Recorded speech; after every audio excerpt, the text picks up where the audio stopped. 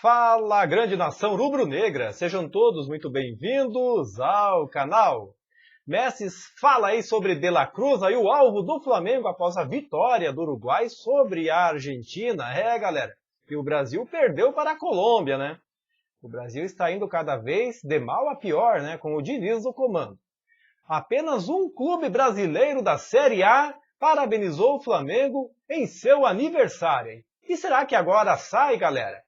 Um sonho perto de ser real aí, Landim revela detalhes de reunião com Caixa para tratar do estádio do Flamengo, galera.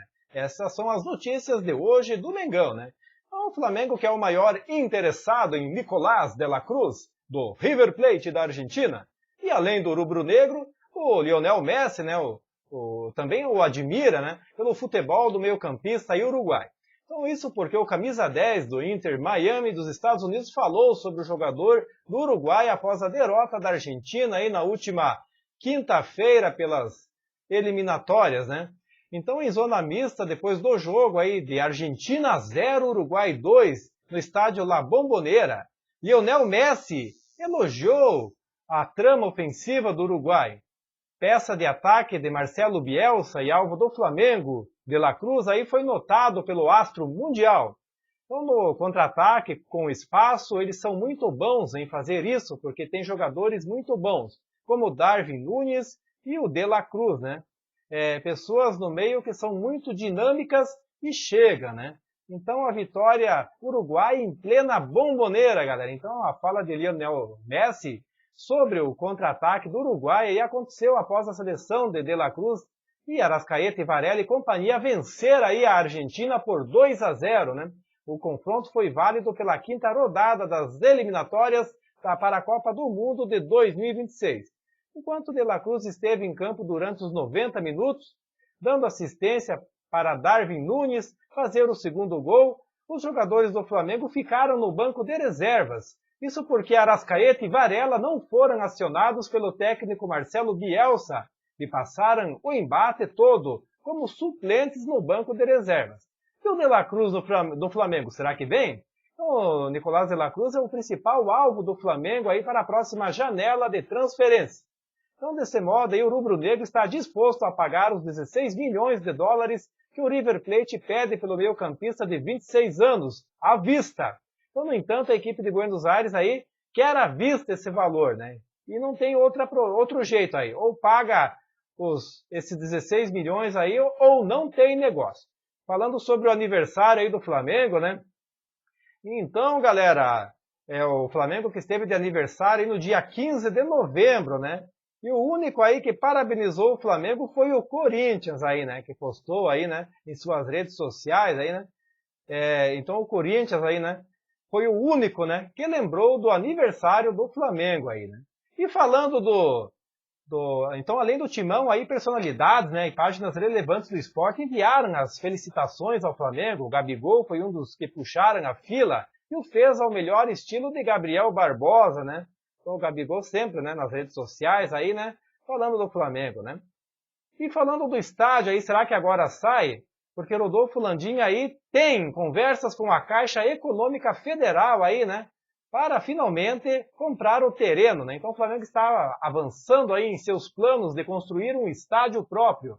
Aí que é um sonho antigo aí de seus torcedores. O presidente Rodolfo Landim está conduzindo as negociações para a aquisição de um terreno no gasômetro, localizado na zona portuária do Rio de Janeiro. Então, esse terreno é atualmente propriedade da Caixa Econômica Federal. E Landim tem uma reunião agendada com o novo presidente da Caixa para discutir os detalhes da compra. Então, ele falou assim: houve a mudança de governo e não havia alguém já efetivado à frente da Caixa. Esperamos, então, a mudança do grupo de gestão. O novo presidente da Caixa foi empossado, fui à posse e estamos tentando uma reunião com ele para a semana que vem. Existe uma previsão de troca dos vice-presidentes da Caixa, então poderemos aprofundar as conversas utilizando a tese do Flamengo, que é real, disse ao blog de Mauro César Pereira ao UOL, né? Então o projeto do estádio é parte do amplo esforço de revitalização da área conhecido como Porto Maravilha, iniciado em 2009. No entanto, aí o projeto Porto Maravilha enfrentou desafios financeiros, resultando em um prejuízo significativo aí de 4,2 bilhões para o Fundo de Investimento Imobiliário Porto Maravilha, que teve o Fundo de Garantia do Tempo de Serviço e o FGTS como um dos principais investidores, né? Enquanto que os trabalhadores ganham uma mixaria de juros aí, daí eles investem em terreno com o dinheiro das pessoas aí que trabalham, né? Então, com a desvalorização aí da área, o Flamengo vê uma oportunidade estratégica para adquirir o terreno a um preço vantajoso. Então, exatamente sobre o Flamengo explorar a necessidade do fundo, se eles tinham um plano de negócio, estão valorando aí os ativos aportados por algo muito menor, né? Pois ninguém consegue aí mostrar a eles um projeto que traga o retorno que esperava.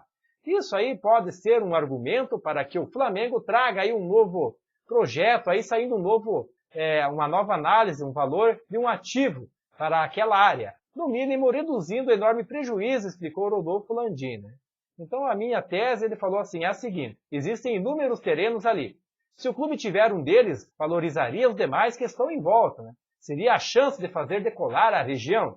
Com o surgimento aí de todo um complexo comercial, shopping, hotéis, etc. Foi esse o argumento que comecei a utilizar nas conversas com o pessoal da 20 Partners. Então, mas eles estão ali querendo maximizar aí o retorno, e isso o Flamengo não deseja, e continuou. E Landim também mencionou que para financiar o estádio, o clube não descarta a formação de uma sociedade anônima do futebol, a SAF, inspirando-se em modelos de sucesso, como inclusive do Bayern de Munique da Alemanha, né? Não quero endividar. O estádio do Corinthians obteve 300 milhões pelo naming rights. O mesmo ocorreu no Palmeiras. Fui ao estádio do Bayern e basicamente eles se transformaram numa SAF para ter o estádio, vendendo 24,9% da parte do futebol. Na lei alemã, se os sócios minoritários têm menos de 25%, não decidem nada, informou Rodolfo Landim. No Brasil é igual, viu, galera? Não existe muita diferença. Então esse foi o projeto com o Allianz, comprando o naming rights, e a Adidas ampliando aí o contrato com o clube em longuíssimo prazo e dando uma espécie de luvas, e a Audi, que lança todos os seus carros no Bayern, né? Cada um dos três ficou com 8,3%, totalizando aí 24,9%. Portanto, existem formas de levantar recursos, buscaremos parceiros comerciais aí de longo prazo no eventual financiamento, reduzindo o endividamento ao máximo. E no Maracanã você começa sem 5 mil ingressos de cadeiras cativas e ainda existem cotas do governo e seus camarotes e etc. Isso drena recursos do Flamengo e completou, né? Além disso, o clube está focado em garantir aí que o estádio seja usado exclusivamente para partidas de futebol, descartando a possibilidade de sediar shows e outros eventos, mantendo assim a integridade do gramado e a natureza do espaço como puramente esportiva, né?